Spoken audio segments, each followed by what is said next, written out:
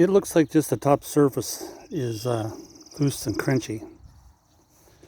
Side edges. I think of what it is the water got underneath of it.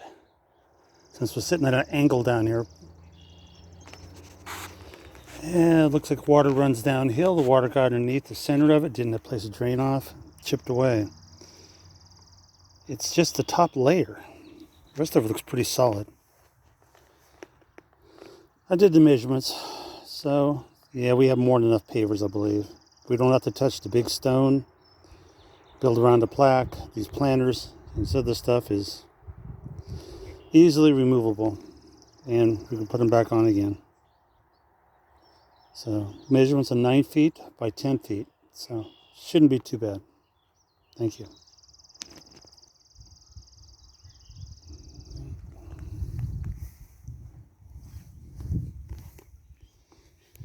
Yeah, it won't be too bad.